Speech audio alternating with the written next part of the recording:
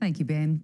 Catholic schools fear they'll need to raise fees as a result of the government's new Gonski funding model, while our Education Minister claims Queensland will lose hundreds of millions of dollars.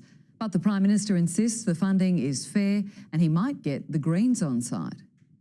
In school, as in politics, it's often about the numbers. I love nursing. Do you guys? Yeah. This is the hard sell on Gonski Mark II.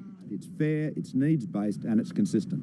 Almost $19 billion extra in school funding, a boost for 9,000 schools, but meaning slower growth for 350, while 24 wealthy schools will effectively have funding cut.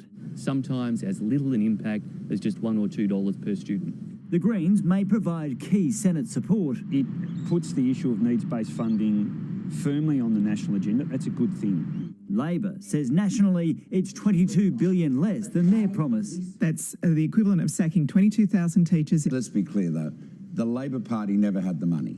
But Queensland's Education Minister says it's all smoke and mirrors. Kate Jones insists the proposal would leave our state schools $300 million worse off over 10 years. What Simon Birmingham is doing with his figures is comparing his deep cuts to his slightly less deep cuts and saying, isn't this a great deal for you? The minister singled out Hillbrook at Enoggera and Cannon Hill Anglican schools as being worse off, while Catholic schools fear fees will need to rise. There will be no option, and I think there has been no consultation with parents whatsoever. Concern too from teachers. While the cuts might not be as deep, schools are still going to bleed. And P&Cs.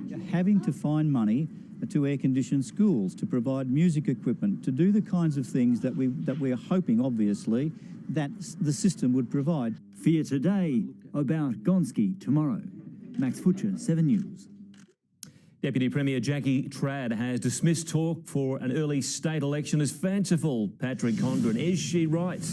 Well, at this stage, the earliest the Premier could call the election would be in November this year, according to some Labor sources behind closed door. After spending a week attacking the Turnbull government, Miss Trad was out and about pushing the case for Mr Turnbull to include money for Cross River Rail in next week's federal budget. But on the state election, what a lot of armchair commentators forget is that Anastasia Palaszczuk has repeatedly promised to wait until the new electoral boundaries are decided before trotting off to the polls, and they won't be finalised until September. So the earliest any state election could be called would be October. I'm not thinking about it. The Premier has said that she will go full term, and I support her in that. Oh, look, I don't know where this has come from, but it's absolutely fanciful. And really, the only person who knows exactly when the election will be called is up on the 42nd floor of 1 William Street, Anastasia Palaszczuk, and she's not saying anything about it at the moment. Of course not. Thank you, Patrick.